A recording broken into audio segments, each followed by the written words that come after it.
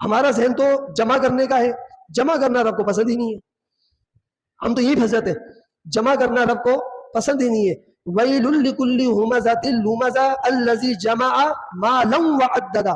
اللہ فرما رہا ہے ہلاکت ہے اس کے لیے جو چگلیاں کرتا ہے، برائیاں کرتا ہے. ایک بات، الَّذِي جَمَعَ مَالًا وَعَدَّدَ، اور ہلاکت ہے اس کے لیے جو مال کو جمع کرتا ہے اور گن گن کے رکھتا ہے. 1 لاکھ ہو گئے، 2 لاکھ ہو گئے، 3 لاکھ ہو گئے. الَّذِي جَمَعَ مَالًا وَعَدَّدَ يَحْسَبُ أَنَّ مَالَهُ أَخْلَدَ. کیا وہ یہ گمان کرتا ہے یہ مال اسے ہمیشہ رکھے گا دنیا میں، یہ مال اسے بچا لے گا؟ یعنی یہ وہ مال ہے جو مال جمع کرے جس میں زکوٰۃ نہ دی جائے، یہ وہ مال ہے کہ جس میں جمع کیا جائے اللہ کی راہ میں خرچ نہ کیا جائے. مال ہے غریب کو دروازے سے دھکے دیے جا رہے، نہیں ہے کچھ بھاگے سے. بھائی یہ تو وہ بندہ بولے گا نا جس کے پاس کچھ نہ ہو کہ بھائی کچھ بھی نہیں ہے یار معاف کرو. مال بھرا ہوا ہے اور تم غریب کو کہہ رہے ہو کچھ نہیں ہے جاؤ یہاں سے. تو یہ پھر کیا ہے، وہ جو دھتکارتے ہیں، وہ سورہ ماؤن پڑھ کے دیکھ لیں آپ. اور آیت الذی یکذب بالدین فذلک الذی یدعو الیتیم، وہ جو یتیم کو دھکے دیتا ہے، دھتکارتا ہے. تو یہ چیزیں اللہ نے جگہ جگہ ہائی لائٹ کی ہیں.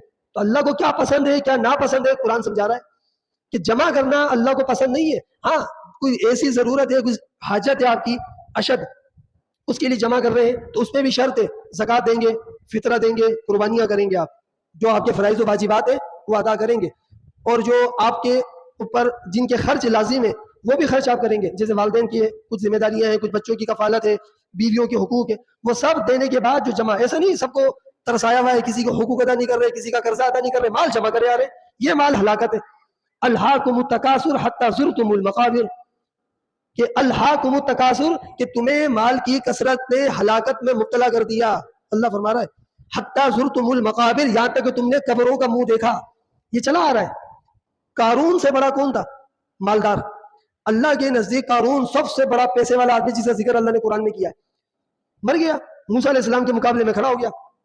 مال بہت تھا، صرف زکوٰۃ نہ دینے پر اس نے موسیٰ علیہ السلام سے تلخ کلامی کی، پھر زکوٰۃ کا انکار کر دیا اور یہ کہا کہ تم تو ہمارا مال لینا چاہتے ہو.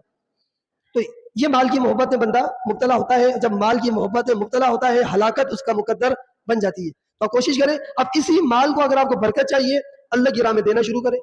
اب مسجدوں میں لگوائیں، مدرسے میں لگوائیں، غربا پہ خرچ کریں، یتیموں پہ خرچ کریں، تو مال خود بخود بڑھے گا. آپ کا مال بڑھے گا، آپ خرچ کرتے جائیں وہ بڑھتا جائے گا. یہ اللہ کا ایک نظام ہے. حضور نے فرمایا تھا عائشہ مال کو کبھی روکنا مت، ایک اصول ہے یہ، مال کو کبھی روکنا مت، تم دیتے جانا آتا جائے گا.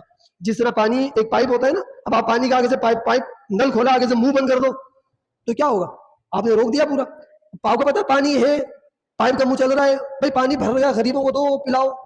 آپ کے گھر میں لگا ہوا ہے کچھ، اگر پمپ لگا ہوا ہے، کچھ بورنگ ہوئی بھی ہے، پیاسا ہے، آپ کیا ختم تھوڑی ہو جائے گا وہ، بلکہ برکت ہوگی اس میں.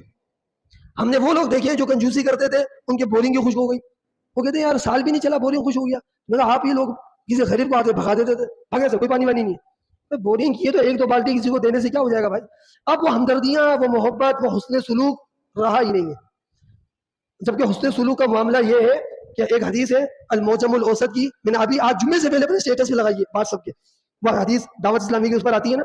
یہ حدیث کتنی پیاری ہے، آپ غور سے سنیں کہ اللہ تعالیٰ حسن سلوک کرنے والے بندے کو سمجھو نمازی، روزے دار، صدقہ خیرات کرنے والوں کے درجوں پر فائز کر دیتا ہے.